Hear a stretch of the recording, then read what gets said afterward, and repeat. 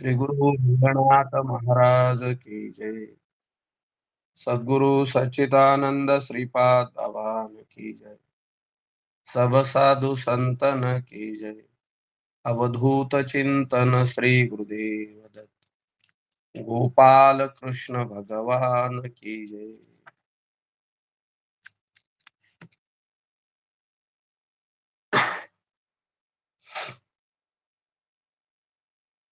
सत्ताची की सुख प्रकाशु, प्रकाशुची सत्ता उल्हासु, हे न निवडे मिठांशु अमृती जेवी। सत्ताची की सुख प्रकाशु, प्रकाशुची सत्ता उल्हासु, हे न निवडे मिठांशु अमृते जेवी।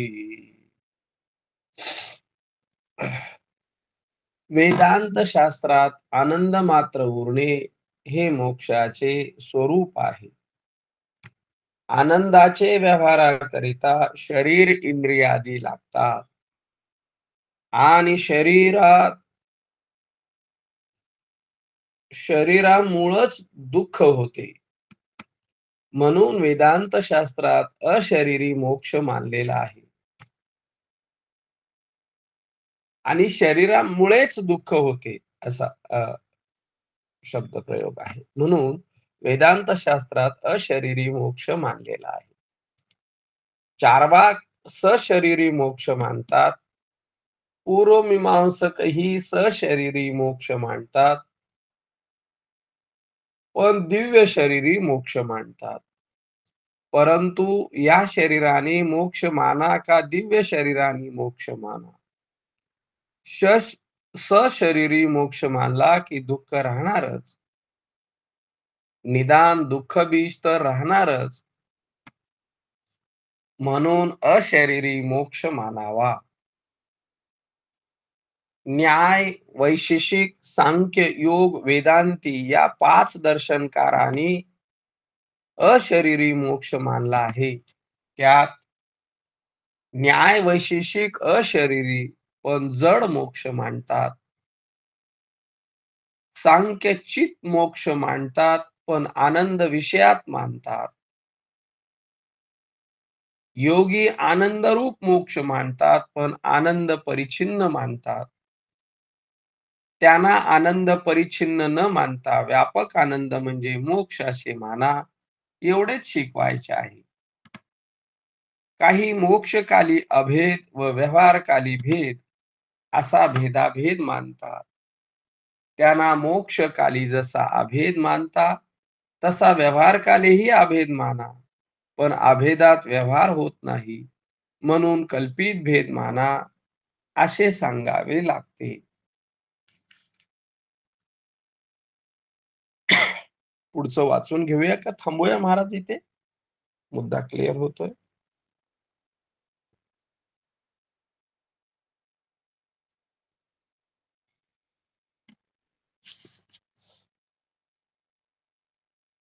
ठीक आहे, वाचून घेऊ. यावर भेदवादी म्हणतात, तुमच्या मनात आनंद मोक्ष आहे तर आनंद भोगण्याकरिता दुसरा कुणीतरी असावा लागतो. जसे साखर गोड आहे असे सांगणारा दुसरा कुणीतरी मनुष्य लागतो, तसे मोक्षाचा आनंद भोगणारा कोण आहे? त्यांचे उत्तर, साखर अंगाने जड आहे म्हणून तिथे गोडी करण्याकरिता दुसरा मनुष्य लागतो, परंतु मोक्षातील आनंद चिद्रूप आहे म्हणून त्याला भोगण्याकरिता अन्य कोणीही लागत नाही.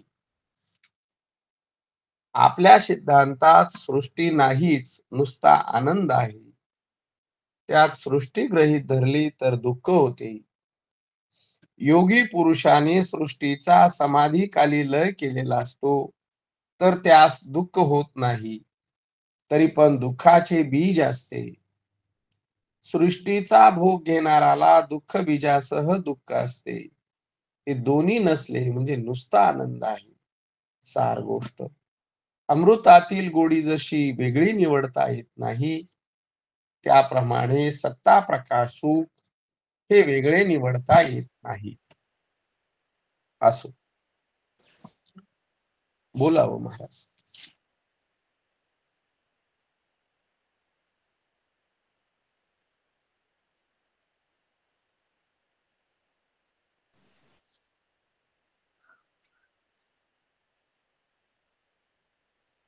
ठीक आहे.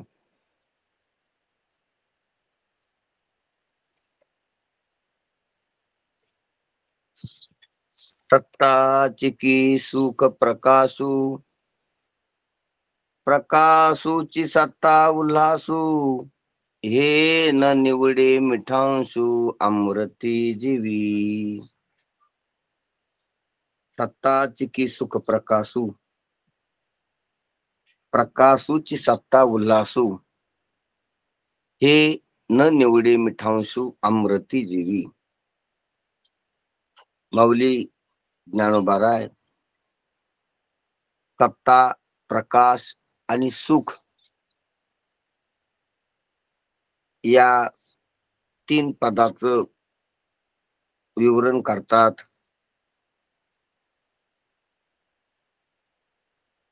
पद हे पदार्थ दाखवून देत असतात आणि पदार्थ जो आहे तो परमात्मा आहे. या पदाचा जो अर्थ आहे तो परमात्मा आहे.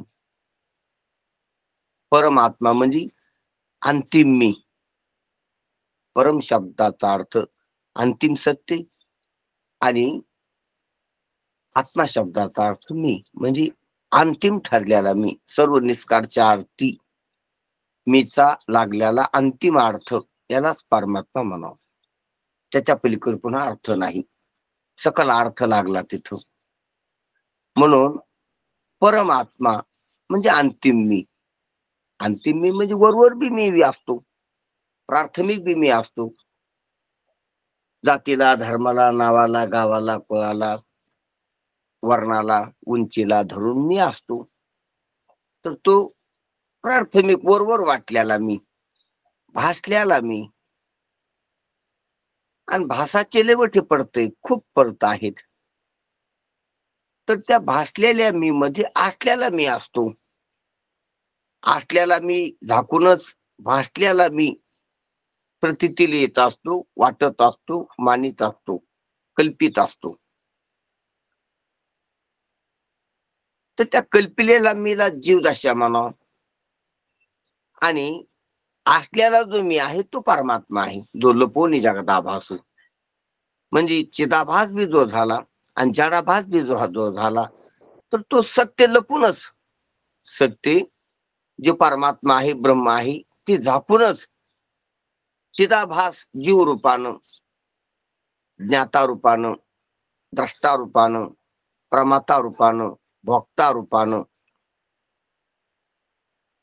दिसता रूपानं, काळा गोरा पुरुष स्त्री रूपानं हा चिदाभास कल्पायला लागलेला आहे. सोला कल्पायला लागलेला आहे. आणि जडाभास व्हायला लागलेला आहे चिदाभासाला पुढून. हा जगत रूपानं, अनेक लोक भोग रूपानं, शरीर रूपानं आणि अनेक प्रकारच्या तत्वभेदाच्या रूपानं, पृथ्वी, पाणी, अग्नी, वारा, आकाश किंवा शब्द, स्पर्श, रूप, रस, गंध या अनेक प्रकारानं हा जडाभास भासायला लागलेला आहे. किंवा बाह्य, स्थूल, सूक्ष्म आणि कारण रूपानं हा जडाभासच आहे. जागृती, स्वप्न, सुसुप्ती, समाधी रूपानं हा जडाभासच आहे. मग अवस्थाच्या रूपान धरा, गुणाच्या रूपान धरा किंवा स्थूल सूक्ष्म कार्य कारण रूप भावान धरा किंवा पंचभूताच्या रूपानं धरा किंवा विविध जगत रूपानं धरा. वस्तू, व्यक्ती, पदार्थ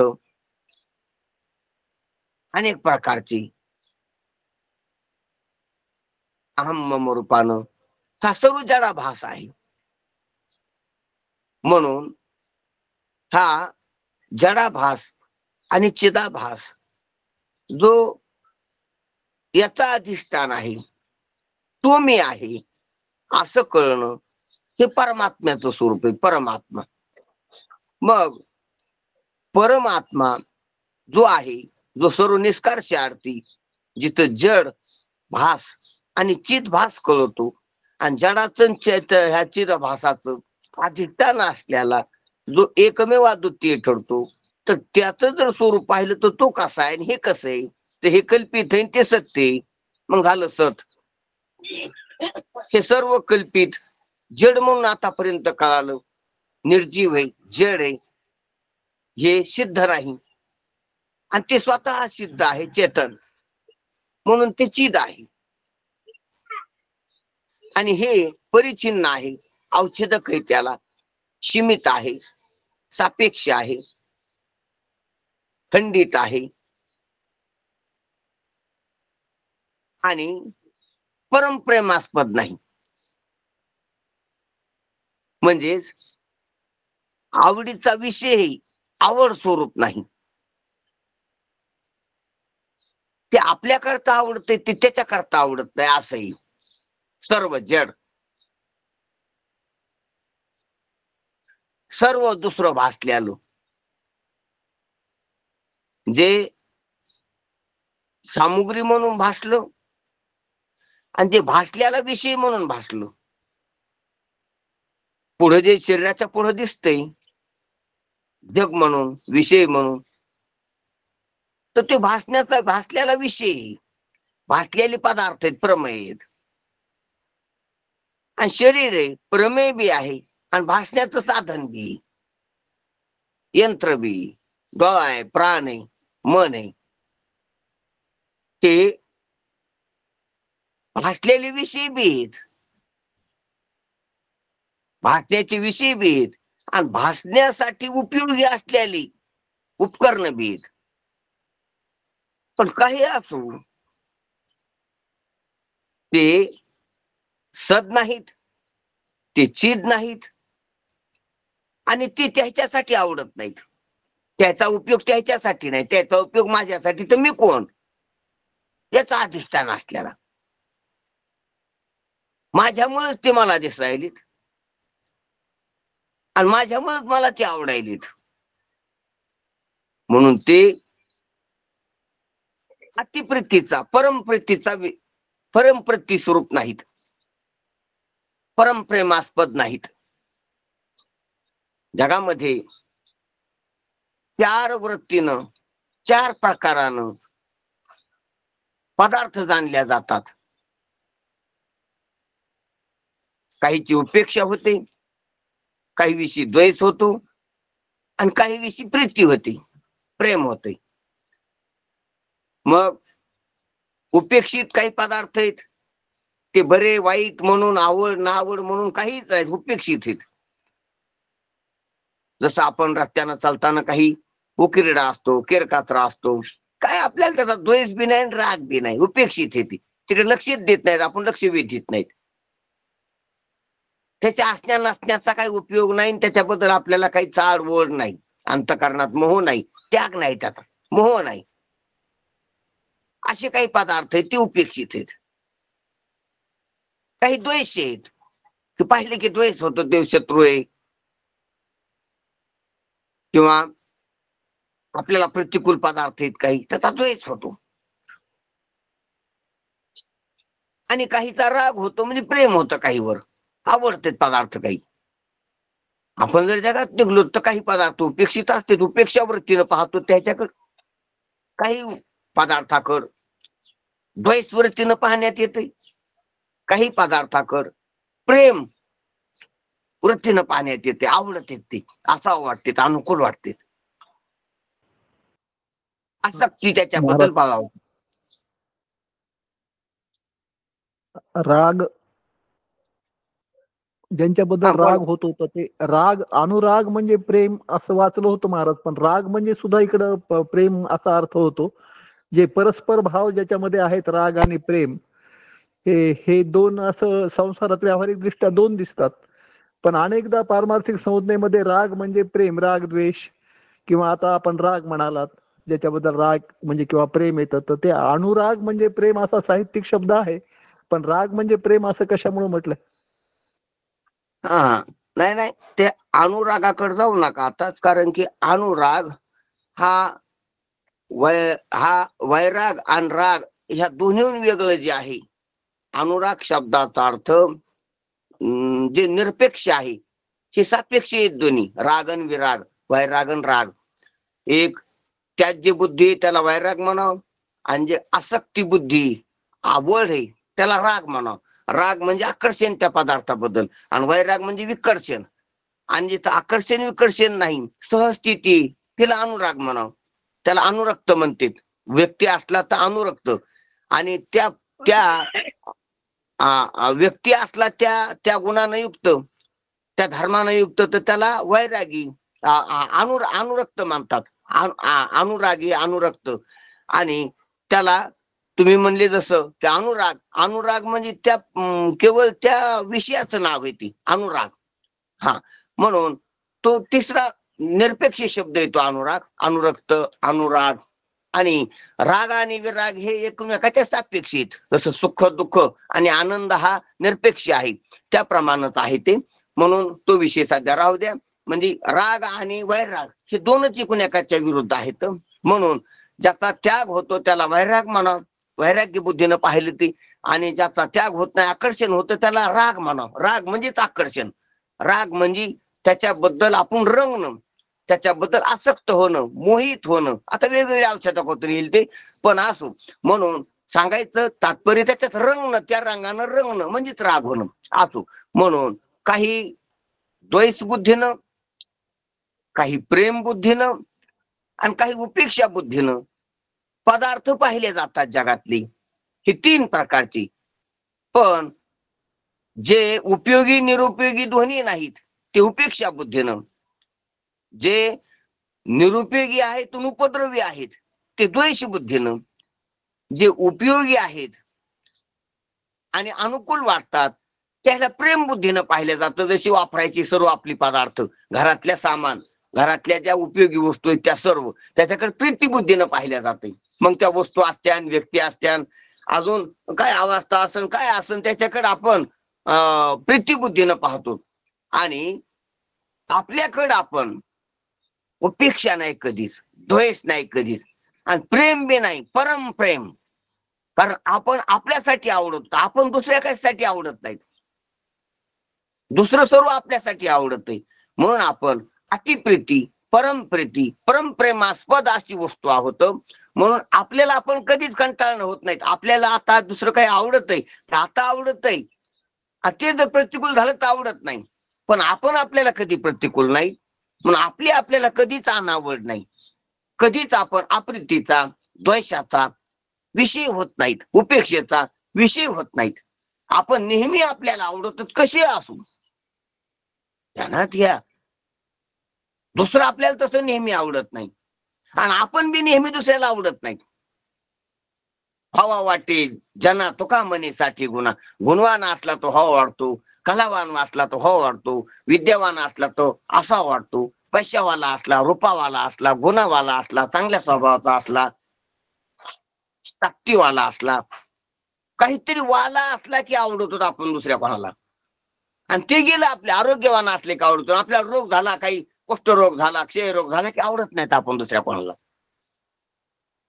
म्हणजे आपण जे आवडतो आता तर आपण नाहीत आवडत, ते आपल्या जवळचं आरोग्य, आपल्या जवळची शक्ती, आपल्या जवळचा पैसा, आपल्या जवळचं सौंदर्य, आपल्या जवळची ताकद, आपल्या जवळची कला, आपल्या जवळची विद्या, आपल्या जवळचं पाठांतर, आपल्या जवळचे जे गुण आहेत, काही धर्म आहेत जे आपल्यापाशी नेहमी नसतील, त्याच्यामुळे आपण कोणाला तरी आवडतो.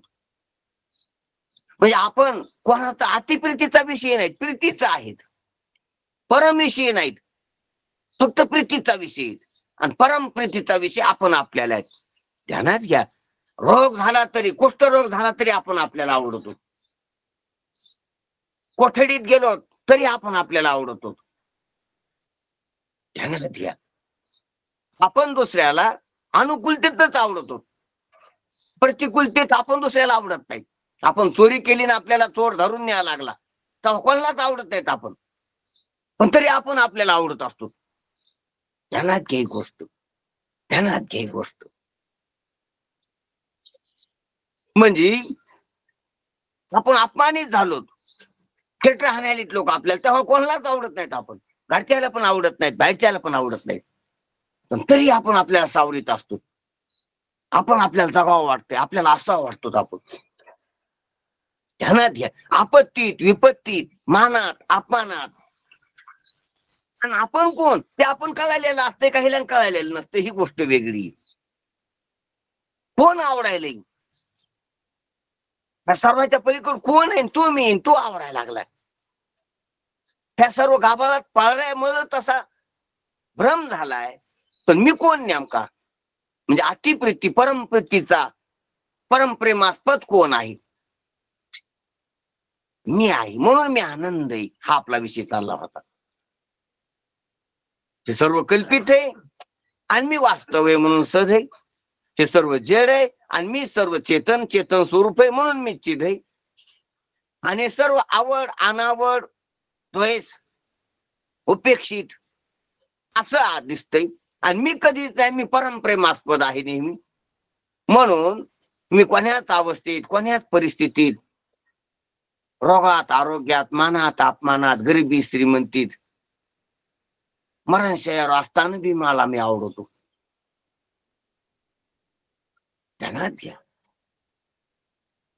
सुप्तीत बी मला मी आवडतो, स्वप्नात बी मला मी आवडतो, जागृतीत बी मला मी आवडतो, समाधी बी मी माझ्यासाठीच लावलेली असते, उघडायची असते, उत्थान बी माझ्यासाठीच मला करायचं असते. काही बाहेरले पदार्थ बाहेरला जगातला देव सुद्धा माझ्यासाठी मला आवडतो, देवासाठी देव नाही आवडत. सगुण साक्षात्कार सुद्धा माझ्यासाठी पाहिजे, मला पाहिजे सगुण साक्षात्कार. समाधी पण मला पाहिजे. तथाकथित बहिरंगात वाटलेला मोक्ष देखील मला पाहिजे, स्वर्ग देखील मला पाहिजे, वैकुंठ मला पाहिजे. वैकुंठ माझ्यासाठी आवडते, मला लोकायला असून काय कामाचं? ध्यानात घ्या. म्हणून मी अतिप्रीतीचा परमप्रीतीचा परमप्रेमास्पद आहे. विठ्ठल प्रीतीचा पुतळा, विठ्ठल प्रेमाचा कोळा, प्रीतीचा पुतळा, प्रीतीचा पुतळा आहे मी. प्रीती स्वरूप आहे, प्रेम स्वरूप आहे.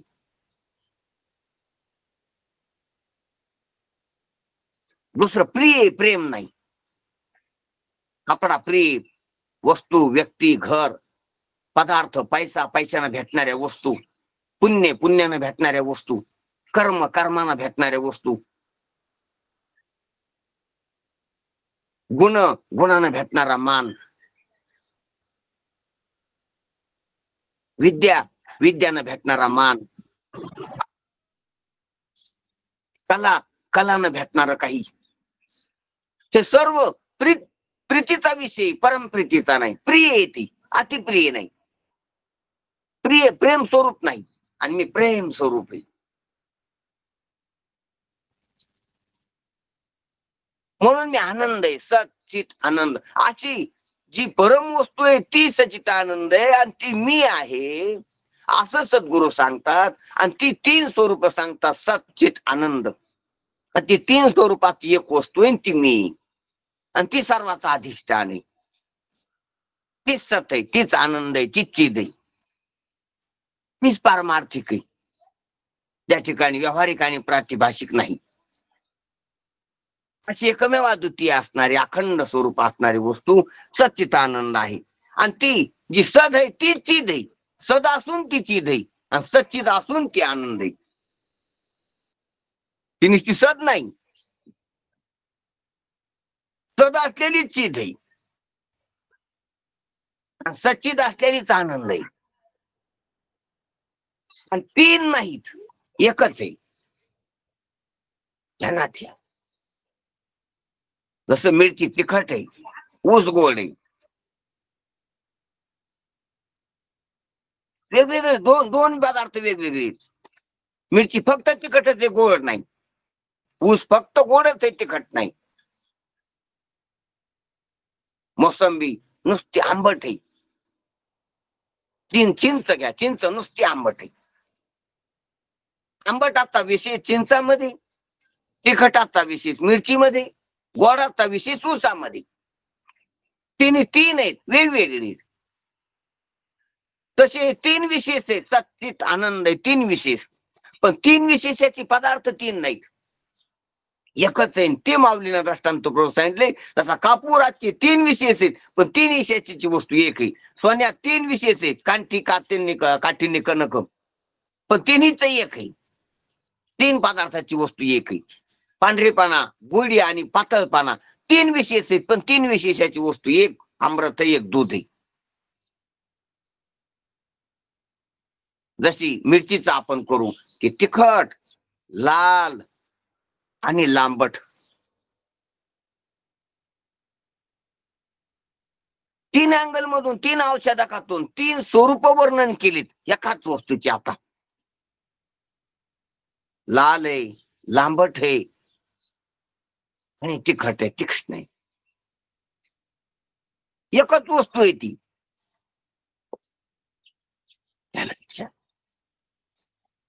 लांबट आकार त्वचेनं कळाला त्याचा, लाल पा रंग डोळ्यानं कळाला त्याचा, आणि तिखट चव जिभेनं कळाली. पण जिभेनं जे कळालं ते डोळ्यानं कळाले, कारण ज्याचं लाल रूप आहे तेच तिखट आहे. लाल रूपच तिखट आहे. फक्त लाल रूप डोळ्याला तिखट कळत नाही म्हणून डोळा लालच म्हणतो त्याला. लाल आहे तेच तिखट आहे. डोळ्याला फक्त लालच कळतं, त्यातलं तिखट कळत नाही. जिभेला फक्त तिखटच कळतं, त्यातली लाली कळत नाही. आणि त्याचा आकार, त्याच्या लांबट आकाराचा खडबडीत स्पर्श, कठीण स्पर्श त्वचेनं होतो. तो स्पर्श डोळ्याला जिभेला कळत नाही.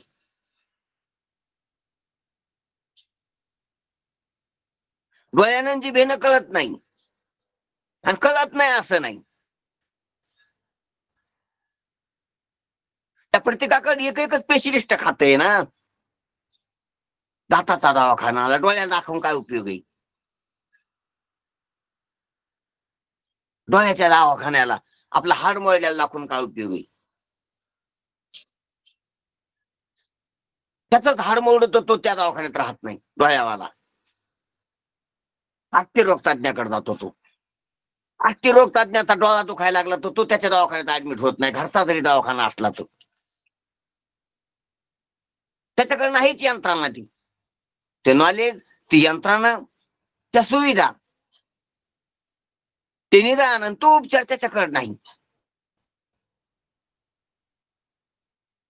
हे जसं सहज आहे त्याप्रमाणे डोळ्याचं आहे, जिभेचं आहे, त्वचेचं आहे.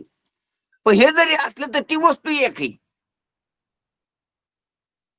ध्यानात घ्या, वैद्यकीय शास्त्र एक आहे. ते डोळा दुखू द्या, हाड मोडू द्या की दात दुखू द्या, वैद्यकीय. त्याच्या शाखा अनेक असत्या.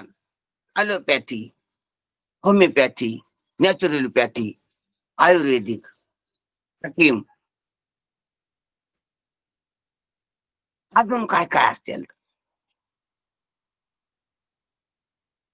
पण वैद्यकीय शास्त्र एक आहे, विद्या एक आहे. ती एक दिशा आहे त्याची. त्याचे सिद्धांत वेगवेगळे असते ना. अनेक पॅथ्याचे. आयुर्वेद, आयुर्मान वाढवायचंय, आयुष्य वाढायची विद्या आहे. म्हणून जगवायची नाही ती, आयुष्य वाढवायची. मरण मारी विद्या नाही ती. काही काळ अजून जगता येतंय, अजून बी जगू शकते ती. मरण मारायचं नाही, मरण संपवायचं. मरण मारी विद्या अध्यात्म विद्या आहे, ब्रह्मविद्या आहे. ती मरण मारी नाही, मरण लांबी विद्या आहे. योग आणि आयुर्वेद मरण लांबवितेत, मरण सत्य म्हणून लांबवितेत. आणि मरण भ्रांती, मृत्यूवर परमादा प्रमाद आहे, भ्रांती भ्रम आहे, समज आहे, गैरसमज आहे मृत्यू, अशी ब्रह्मविद्या सांगते. आपल्या गैरबेशिकवर झालेला गैरसमज आहे, गैरधारणेवर झालेला गैरसमज आहे मृत्यू. मृत्यू प्रमाद आहे असं वेदांत शास्त्र सांगतंय. आयुर्वेद शास्त्र प्रमाद नाही सांगत. तुम्ही आहारात विहारात व्यवहारात चुकले म्हणून रोग झालेला आहे.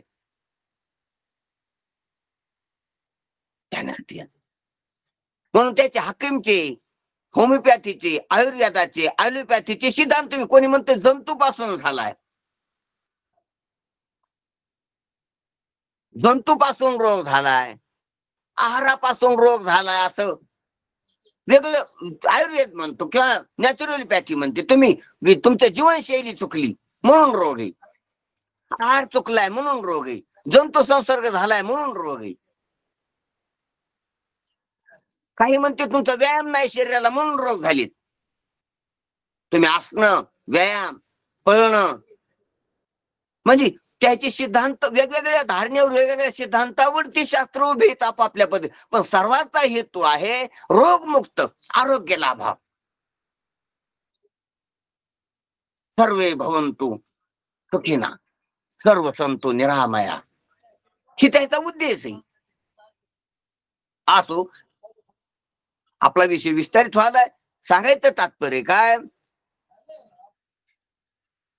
की हे तीन जरी वेगवेगळे इंद्रिय असली तर तिन्ही इंद्रियांना एकच वस्तू कळाली. तिन्ही इंद्रियाद्वारे एक इंद्रिय भेदानं औषधक पडली. डोळ्यानं लालच दाखविले, मिरचीचा लालपणा दाखविला, यानं तिखटपणा दाखविला, एकानं लांबटपणा दाखविला. इंद्रियाचे औषधक आहे ते वस्तू एकच आहे.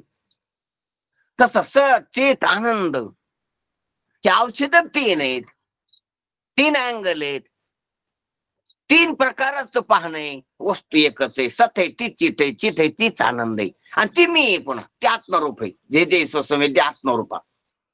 म्हणून सत्य वेगळं, ज्ञान वेगळं आणि आनंद वेगळा नाही. ध्यानात घ्या. सत्य हस्तगत झालं की ज्ञान तेच आहे, ज्ञान सत्य हस्तगत झाले की आनंद तोच आहे, आणि सत्य ज्ञान आनंद झाले की आत्मा तोच आहे, मी तोच आहे.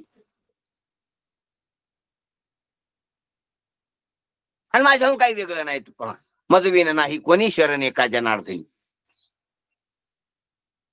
सत्य, ज्ञान, आनंद, मी आणि पुन्हा परम मी म्हणजे माझ्या वाचून वेगळं नाही. मरम नाही माझ्यात, मर्क नाही आणि मरण नाही माझ्यात. मरणाऱ्या वस्तू, उत्पत्ती नाशवान वस्तू माझ्यात नाही, माझ्यात नाही तर कुठंच नाही, त्या अस्तित्वातच नाही. असा परम मी जिथं मरम नाही.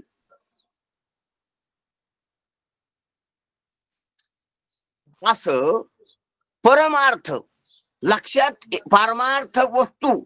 पारमार्थिक वस्तू परम वस्तू लक्षात आणून द्यासाठी ज्ञानोबरायानं सत्ता प्रकाश सुख हे वचन वापरले, ते पद वापरलेत. आणि या पदातून आपल्याला एकमेव अद्वितीय असणारी अखंड एकरस वस्तू जी आत्मरूप आहे, जी मी आहे आणि जी पुन्हा अपरोक्ष आहे माझी मला. कारण आहे मी आणि मी आहे मला माहित आहे. फक्त माहितीतला भ्रम होता तो संतांच्या संगतीत गेला. मी आहे आणि मी मला माहित आहे, कोणाला माहित नाही. आपण आहोत हे कोण जाणत नाही.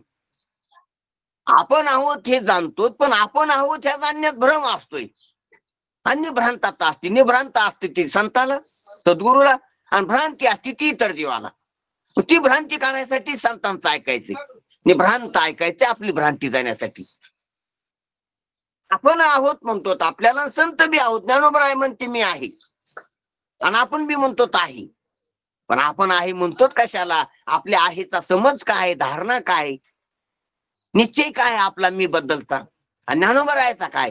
ज्ञानोबराय म्हणते ती रवी सर्वांच्या हृदय देशी मी अमुकाशी आयशी जे बुद्धिस्पुरी आरणीशी ती वस्तू काय मी मी बदलता त्या निश्चय. आणि आपला निश्चय काय? देह मी, काळा मी, स्त्री मी, पुरुष मी, घोरा मी.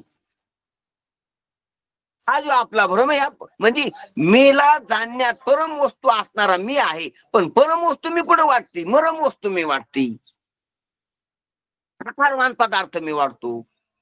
आणि हा भ्रम आहे ना, आणि हा भ्रम कधीच कोणी कोणाला सांगत नाही, आपण लक्षात घेत नाही, तर चुकलेला असतं सर्व. चुकलाशी दिशे पंथ, गेले संत ज्या वाटा. संतांना जे सांगितलंय म्हणून हे जरी करता अमृत अनुभव चालला असला ना, आपण मी म्हणतो तर मी म्हणले की पुन्हा माणूस मधात येत असला तर भ्रम आहे. म्हणून नेहमी नेहमी सांगावे देह भ्रांती जाण्यासाठी, आकारवानाची भ्रांती जाण्यासाठी, क्रियावानाची भ्रांती जाण्यासाठी,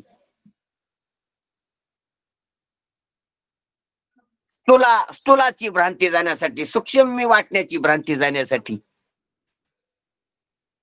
वारंवार वारंवार पुन्हा पुन्हा पुन्हा हेची गाणे गा, तुम्ही हेची गाणे गा, हे परिपक्व झालं पाहिजे.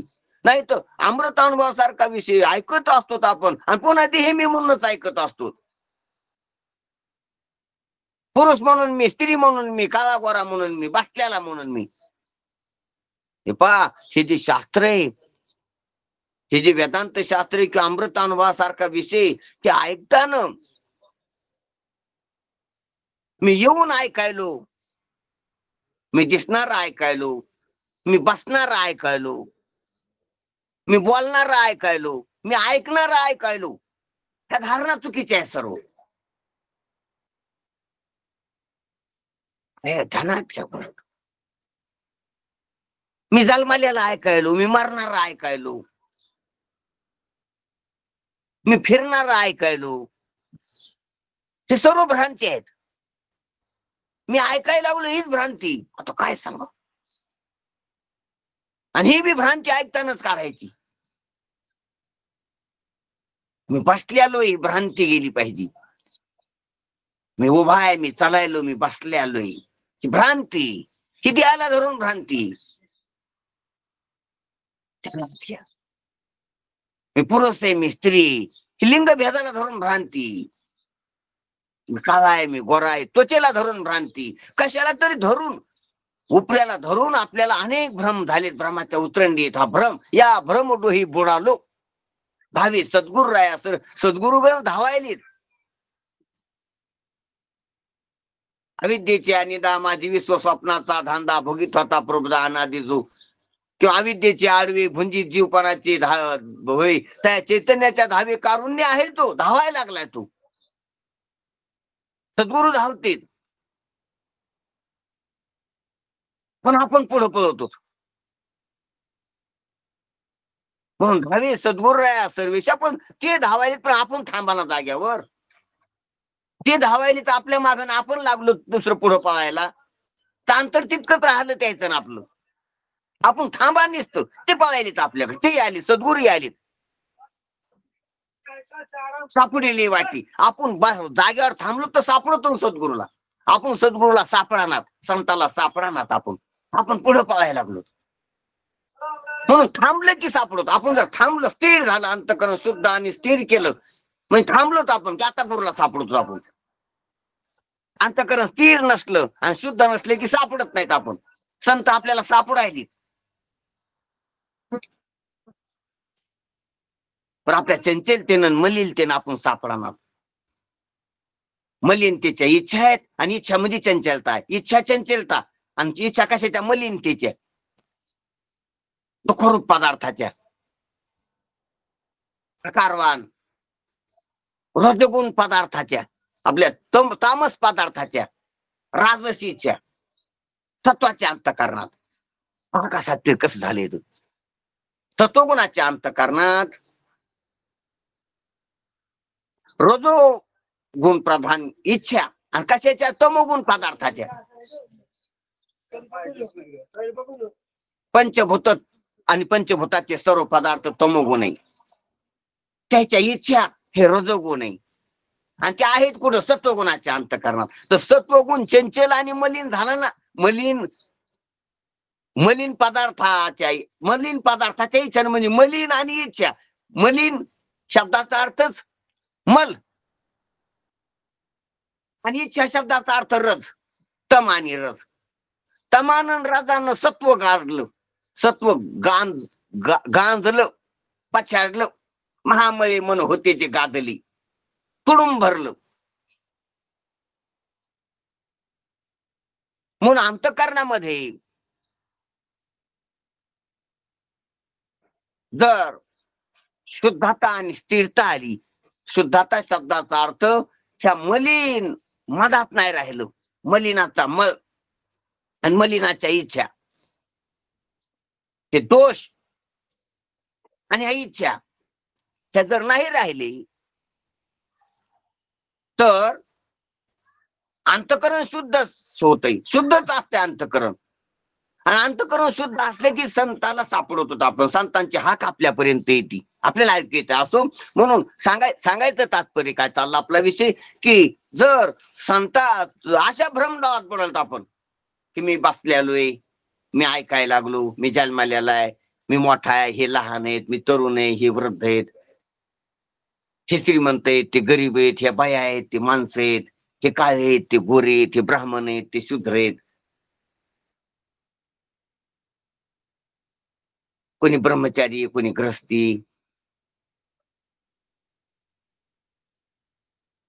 कोणी अपमानित आहेत, कोणी सन्मानित आहेत. हे सर्व धारणा आहेत बरं काय. आगाऊपणा आहे. असं स्वतःला मानलेले दुसऱ्याला मानलेले, एकमेकांना सर्वाला चाऊ म्याऊ सर्व झालेले असे. माझी माझी म्हणून या गुंतू मेलेली, एकूण एकाला गुंता केलेला आहे. असं आपल्याबद्दल मानलं, दुसऱ्याबद्दल मानलं, दुसऱ्यानं त्याच्याबद्दल मानलं, आपल्याबद्दल मानलं. अशी मानामानीची मळण गाठलेली. त्याच्यामुळे श्रवण होत नाही, त्याच्यामुळं ब्रह्मविद्या हस्तगत होत नाही, त्याच्यामुळं गुंता होतो, त्याच्यामुळे मोकळ होत नाही, प्रकाशत नाही, सहजता येत नाही, सरळता येत नाही, वास्तवता प्रगटत नाही. म्हणून ऐकताना बाकीचं जावा, पण ऐकताना ऐकणं जावा. ऐकणार आहे वाटू नाही, बसणारा नाही मी, देह बसलेला आहे. शब्द येण्याचं द्वार नाही मी, तो का नाही.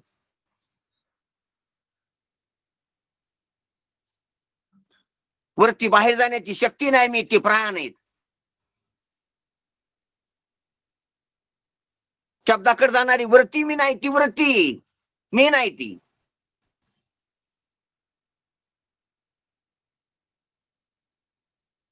शब्द ऐकू येण्याची घटना वृत्तीच्या कानाच्या शब्दाच्या संबंधात आहे. मी कान नाही, वृत्ती नाही आणि शब्द नाही. आणि ऐकू येणं त्या आभासाच्या ठिकाणी, कल्पित आभासाच्या ठिकाणी कल्पित व्यवहार आहे ऐकण्याचा.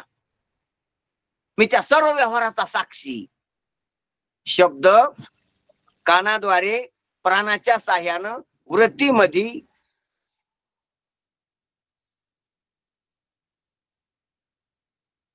कल्पित आभासाला कल्पित ऐकू आलाय, ऐकू यायची घटना झाली. ध्यानात जरा काही ते ऐकणं काय ते पहा मग नंतर. पण असं संतांचे शब्द ऐकले तर असा अर्थ लागतो आपला. लोकांच्या शब्दानं कसा अर्थ लागतो आपला. म्हणून ऐकावं संतांचं, आणि संतांचं ऐकून ऐकणं जावा. आणि ऐकणं जातंय संतांच्या संगतीत. कानावर कुठं आवडून राहतो तो, वृत्तीवर कुठं आवडून राहतो तो आभासावर कुठं बसलेला राहतो. खांडिली त्रिपुटी असं होते संतांचं ऐकल्यावर. दीप उजळला घटी. ह्या घटात, ह्या देहेंद्रिय अंतःकरणाच्या घटात दीप उज्ज्वलित होतो, उजळतो, प्रकाशतो. आपलं आपल्याला लक्षात येते अस्तित्व, आपलं आपल्याला ज्ञान, आपलं आपल्याला आनंद, आपलं आपल्याला आत्मत्व, आपलं आपल्याला निरपेक्षत्व, आपलं आपल्याला व्यापकत्व, आपलं आपल्याला अव्यक्तत्व,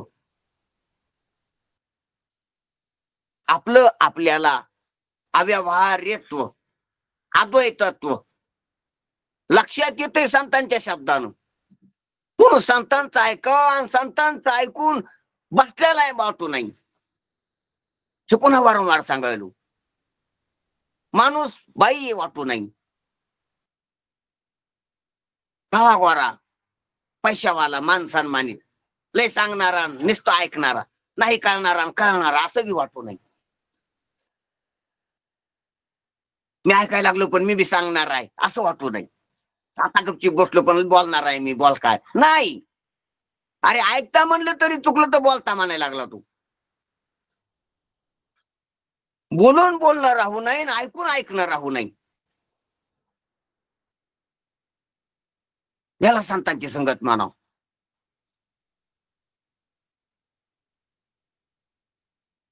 बोलण्याच्या पलीकडे जाऊन बोलणं पाहावा आणि ऐकण्याच्या पलीकडे जाऊन ऐकणं ऐकावं.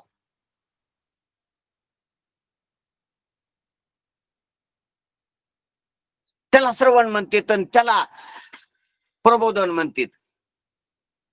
आणि तेच प्रबोधन आहे आणि तेच श्रवण आहे. ते जिवंत श्रवण आहे, जिवंत प्रबोधन आहे. बाकीच्या आपाधापे आहेत, परेशानी आहेत, व्यवहार आहे, दुकानदारी आहेत, अहंकाराची गाठोडीत. दुसरं काय मग?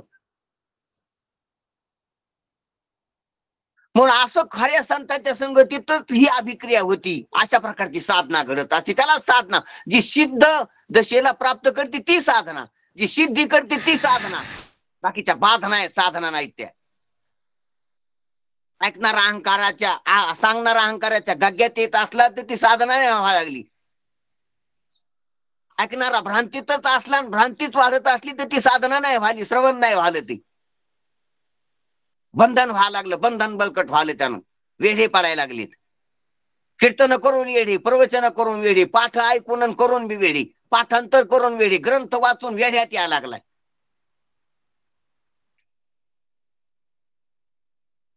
वेढी उकलावा, उकल व्हावा, उकल. तुका म्हणे सोडिल्या गाठी, तेव्हा दिली मिठी पायासी.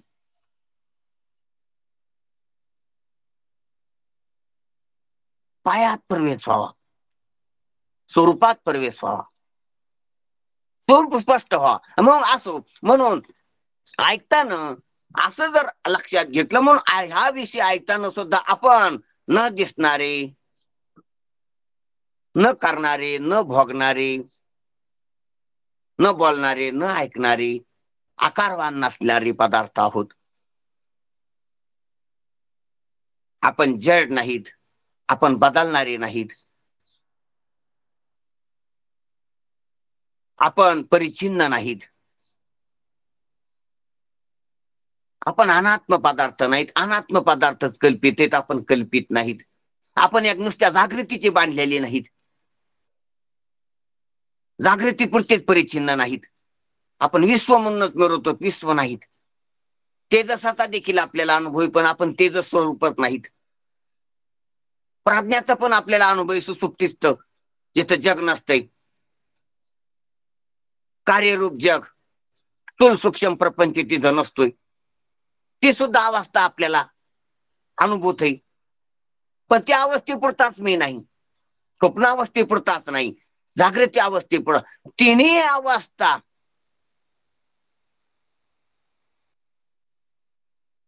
तिन्ही अवस्था पुरताच मी नाही.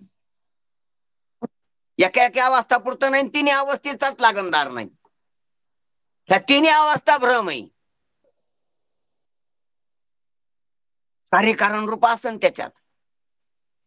जागृतीचं कारण स्वप्न आहे, स्वप्नाचं कारण सुसुप्ती.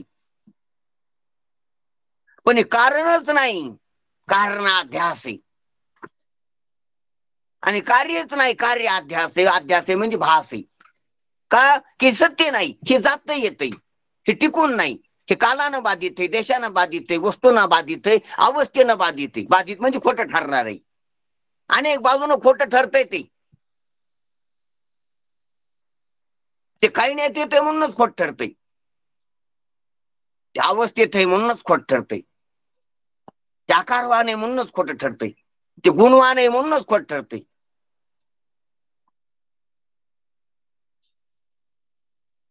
ते उत्पत्तीवान आहे म्हणूनच खोट ठरतंय. किती त्याचा अनेक बाजूनं खोटारडेपणा लक्षात येतो, कल्पित आहे ती.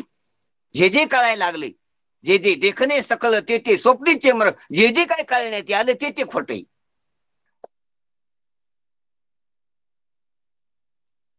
म्हणून सर्व कल्पित आहे आणि मी वास्तव आहे, हे सद्रूपता आहे. सर्व प्रकाशित होतंय आणि मी प्रकाश स्वरूप आहे.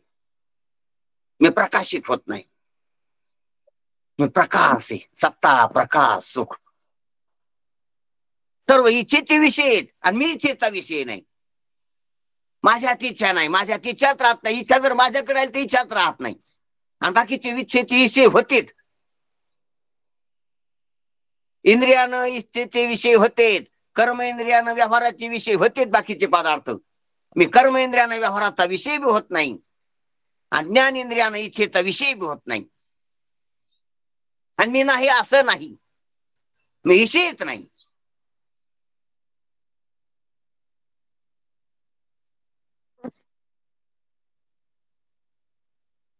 पण मीच अर्थ असा लागला तर, म्हणून मी सच्चिदानंद आहे असं साधू संतांच्या संगतीत विश्लेषण होऊन नुसते शब्द शब्द राहू नये, ते नुसत्या वव्या वव्या राहू नये, अभंग अभंग हे फोडायसाठी केले.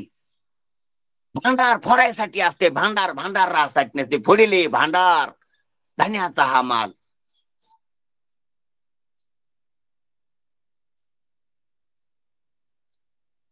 शब्द तसे राहत नाही, तसे राहू नाही, फोडाव. ग्रंथ तसे राहू नाही, फोडाव त्याला. आणि फोडल्याशिवाय भोग होत नसतो, भोग होत नसतो, लाभ होत नसतो. फोडावं लागते ती. काही प्रत्येक वस्तू फोडल्याशिवाय तिचा लाभ नाही. भांडार घर फोडल्याशिवाय त्याचा लाभ नाही. नोटाचं बंडल फोडल्याशिवाय त्याचा लाभ नाही. काही पॅकिंगचा पेढा आहे, फोडल्याशिवाय त्याचा लाभ नाही.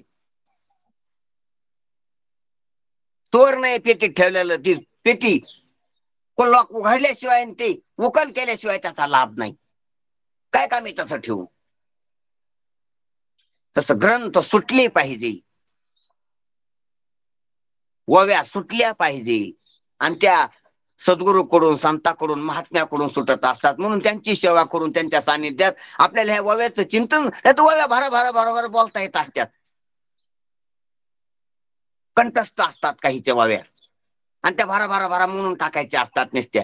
एका प्रवचनात 100 वव्या घेतात काही मंडळी, आणि ऐकणाराला एक त्यातला शब्द कळत नाही.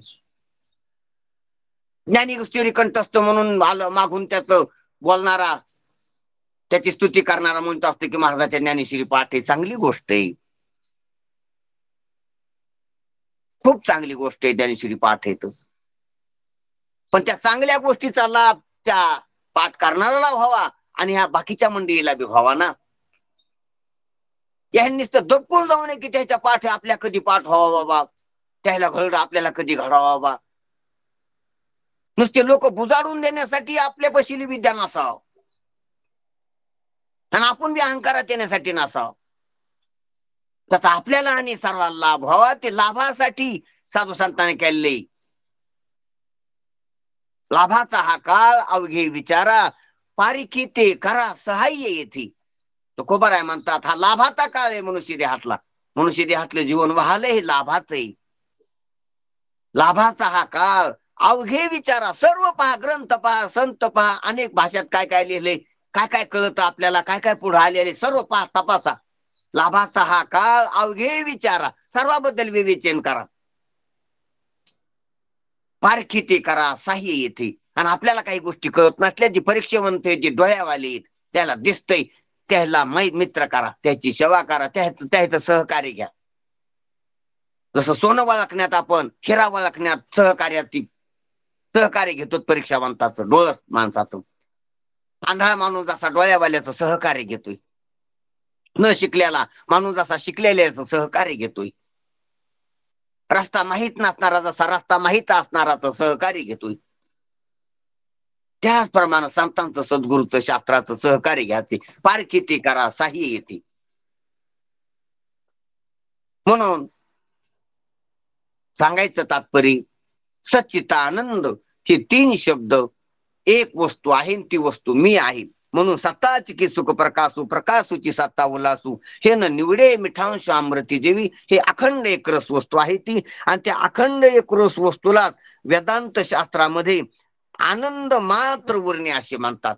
हे पहा, सतनं असत घालविलं, चिदनं जडता घालविली. जडता आणि असत, आता जे ज्याला खोटं आहे ते खरं वाटत होतं, जे कळत आहे ते आहे वाटत होतं. हे पाहिजे, कळत आहे ते आहे वाटत होतं. आहे वाटणं म्हणजे सत, आणि कळत आहे वाटणं म्हणजे चित. मला कळत आहे, हे कळणार हे का मी? हे नाही. मग मी आहे का? तर मी तुम्हाला काय कळत? हे कळत. हे खरं खोट आहे? खोट आहे. मग खोटं कळत म्हणल्यास कळत का मला? घ्या, काय कळालं मला? खोट. खोट असतं का? नाही. नाही ते कळालं. ध्यानात घ्या, नाही ते कळालं. मग नाही ते आहे कळालं होतं, हा भ्रम होता. आता नाही ते नाही कळालं. नाही ते आहे कळालं हे विपरीत ज्ञान. नाही ते नाही कळालं हे विशेष ज्ञान. यथार्थ विशेष ज्ञान, हे यथार्थ विपरीत ज्ञान. आपले कोणतं? विपरीत ज्ञान, विशेष विपरीत ज्ञान. नाही ते आहे वाटला प्रपंच.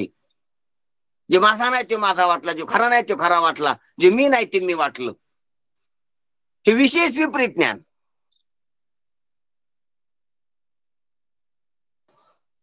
आणि आता नाही ते नाही कळालं, कल्पित ते कल्पित कळालं, बाधित ते बाधित कळालं, आणि आहे ते आहे लक्षात आलं. हे विशेष यथार्थ ज्ञान. विशेष विपरीत ज्ञान ती जीवदशा. यशा विशेष यथार्थ ज्ञान ती शिवदशा, आत्मस्थिती.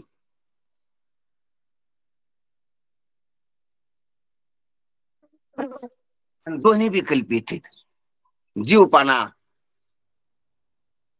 विशेष विपरीत ज्ञान बी कल्पित आहे, आणि विशेष यथार्थ ज्ञान बी कल्पित आहे. पण विशेष यथार्थ ज्ञानानं विशेष विपरीत आता घालवायची. शिवदशेने जीवदशा जाते,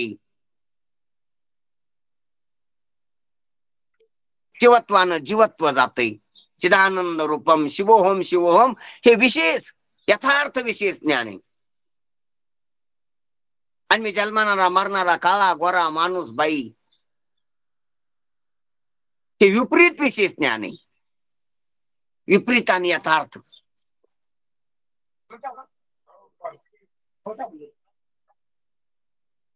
यथार्थानं विपरीत जाते. आणि ते गेले की तुझे खंडे तरी उरला तो अवघा हरी.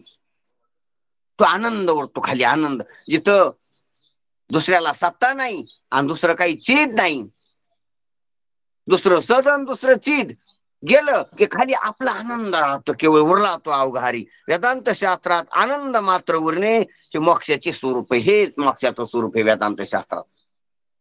आनंद मात्र उरतोय. आनंदपदी दया म्हणते हरी. आनंद रे आजी आनंद रे, अवघे त्रिलोक्य आनंदाचे आता. अवघाचे संसार सुखाचा करीन, आनंदाच्या डोही आनंद तरंग. तुका म्हणे आता आनंदी आनंदू, गोविंदे गोविंदो विस्ताराला.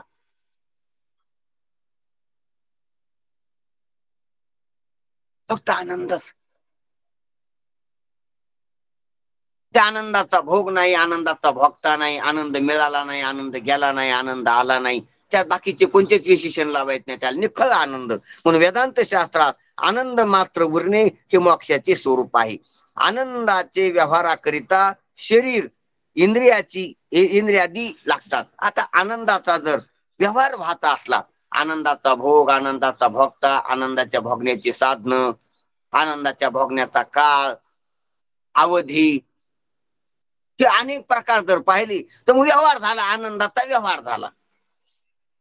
अव्यवहारी आनंद आपलं स्वरूप आहे. आणि आनंदाचा व्यवहार मानला की त्या आनंदाच्या व्यवहाराला शरीर, इंद्रिय, प्राणशक्ती, मन, हा द्वैत व्यवहार लागतो.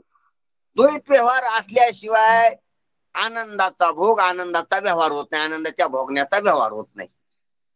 पण आनंद वेगळा, आनंदाचा व्यवहार वेगळा. आनंद वेगळा, आनंद न वाटणं वेगळं. ध्यानात घ्या, आनंद आहे हे वेगळं आणि आनंद असून आनंद न वाटणं न कळणं आवाज वेगळं. थोडासा मागे पुढे होतोय महाराज, जरा आवाज मागे पुढे होतोय जरा, थोडं महत्वाचा विषय चालू आहे. ठीक आहे, ठीक आहे. आनंद आम्हाला आम्हाला योग्य आवाज यायला काय यायला ना अडचण आता? नाही. हा, योग्य यायला आम्हाला. महाराज मिटकरी महाराज, थोडं एकदा कट करून तुम्ही जॉईन व्हा वापस. हा, बरं बरं बरं, माझा अडचण असेल मग मी करतो हा, व्यवस्था. नेटवर्क ठीक प्रॉब्लेम कधी कधी ठीक- कोणाचा तरी असतो. ठीक आहे, ठीक आहे, मी करतो. आनंद, आनंदाचं अस्तित्व वेगळं आणि आनंदाचं अस्तित्व असून आनंद नाही वाटणं वेगळं, हे अज्ञान आहे.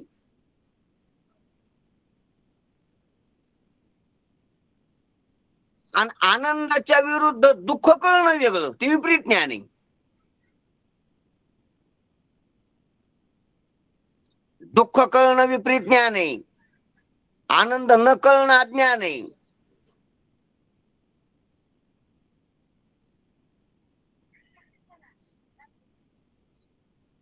आणि दुःख बाधित होऊन आनंद रूपताचा निश्चय होणं हे यथार्थ ज्ञान आहे. आनंद अपरोक्ष होणं हे यथार्थ ज्ञान आहे.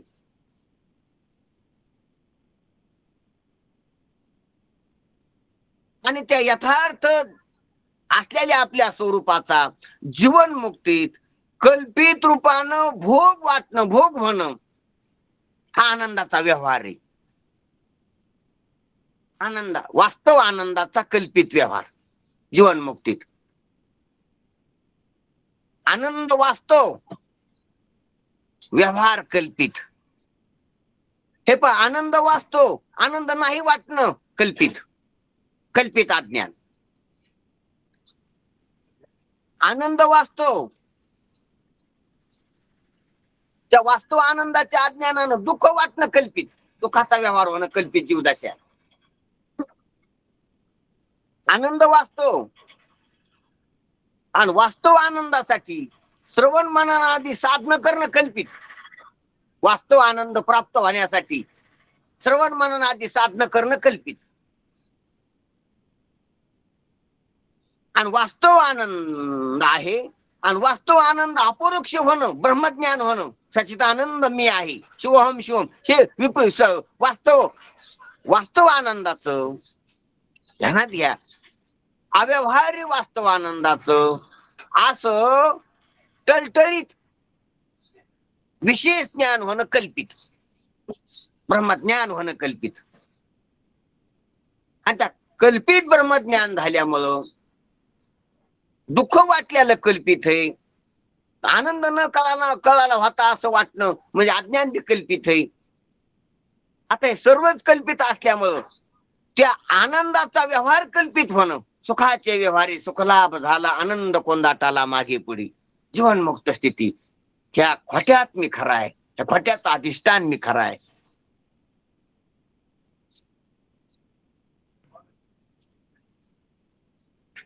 हे दिसायला लागले ते खोटे आणि त्याचं अधिष्ठान मी खरा आहे.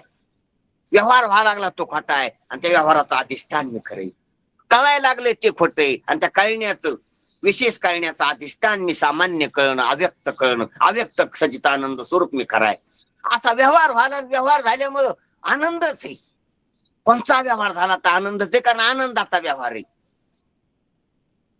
जसं साखरेचं काही जरी केलं, गध केलं तरी गोडच आहे, साखरेचं लिंबू केलं तरी गोडच आहे, साखरेची मिरची केली रखवातात लग्नाच्या त्याच्या सोहळ्यात तर ती गोडच आहे. घीची गोड झाली, मागिली भरी आली, तुकाराम महाराजाचा प्रसिद्ध अभंग आहे. अवघेची गोड झाली, मागिली भरी आली, सर्व गोडच आहे. गोडे गोड जीव झाला, देव तिळी आला, गोडे गोड जीव झाला. सर्व गोडच झालं, गोडपणे जायचा गुळ तैसा विठ्ठल झाला सकळ.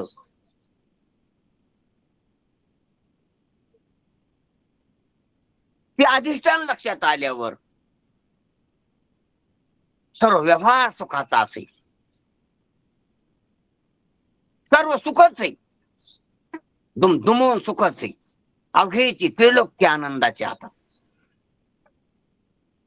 सर्वत्र वैकुंठ केली अशी, वैकुंठ भुवनी घर केली, हे सर्व समर्पक त्याचे शब्द आहेत. धरला घनदाट हरी दिशी, जे जे काही आहे ते परमात्मा स्वरूपाच आहे, माझ्या वाचून काहीच नाही, आनंदा वाचून काहीच नाही, असा व्यवहार व्हायलाय. हा वास्तव आनंदाचा कल्पित व्यवहार आहे. म्हणून आनंद वास्तव, व्यवहार कल्पित. आनंद वास्तव, आनंद न कळणं कल्पित. आनंद वास्तव, आनंद कळणं विकल्पित. आनंद वास्तव, बद्धता कल्पित. आनंद वास्तव, मोक्ष कल्पित. आनंद वास्तव, विपरीत ज्ञान कल्पित. आनंद वास्तव, यथार्थ ज्ञान कल्पित. आनंद वास्तव, जग कल्पित. आनंद वास्तव, जीव कल्पित. आनंद वास्तव, शिव कल्पित. आनंद वास्तव, माया कल्पित, अविद्या कल्पित.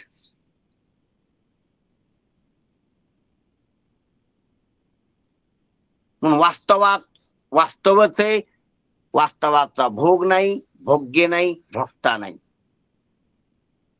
ही खरी वस्तुस्थिती आहे.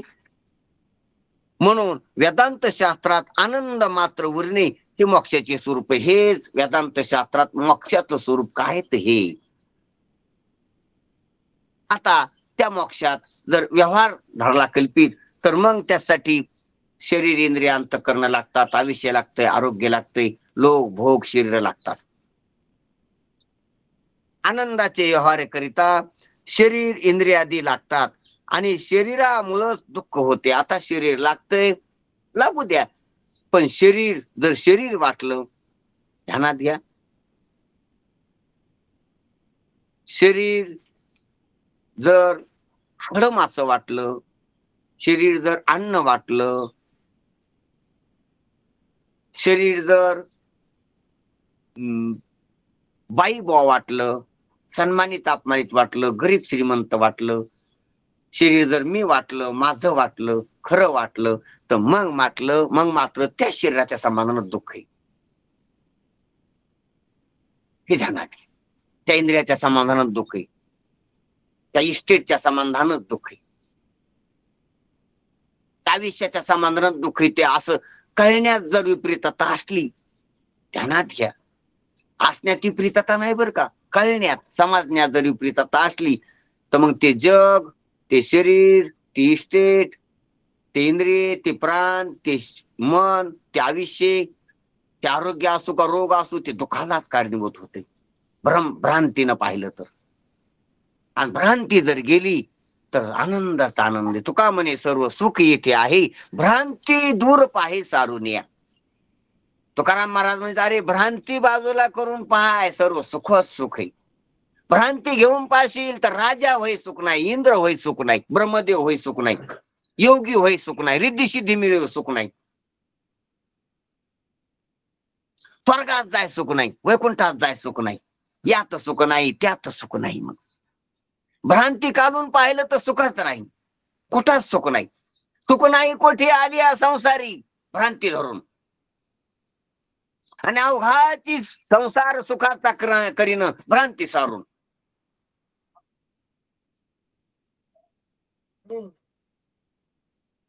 भ्रांती गेली तर सर्व सुखच आहे, आणि भ्रांती काढलेली तर सर्व व्यवहार दुःखाचाच आहे. सुख नाही कुठे आली या संसारी भ्रांती धरून.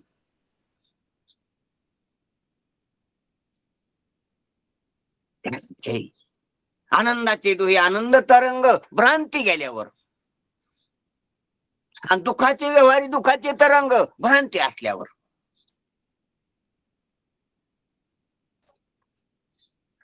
डोळे उघडले की सुखच सुख आहे, डोळे लावले की दुःखच दुःख आहे. आता तुमच्या अंगणात अंधार आहे डोळे लावल्यावर, आता तुमच्या अंगणात उजेड आहे डोळे उघडल्यावर. कसं पाहायचं तो पहा, अंधार पाहायचा का उजेड पाहायचा. आहे उजेड पण अंधार करून पहा, उजाडालाच अंधार करून पाहण्याची कला आहे तुमच्याकडे, आणि उजाडाला उजेड पाहण्याची सहज वास्तविकता बी आहे तुमच्याकडे. तुम्ही उजाडाला उजेड म्हणून पाहू शकता, आणि डोळे लावून उजाडालाच अंधार म्हणून तरफडत बसू शकता. म्हणून आता उघडी डोळे जरी तुझा अद्यापि ना कळी, मातेची खोळी दगड आला पोटाशी. म्हणून उघडा, डोळे उघडायचे.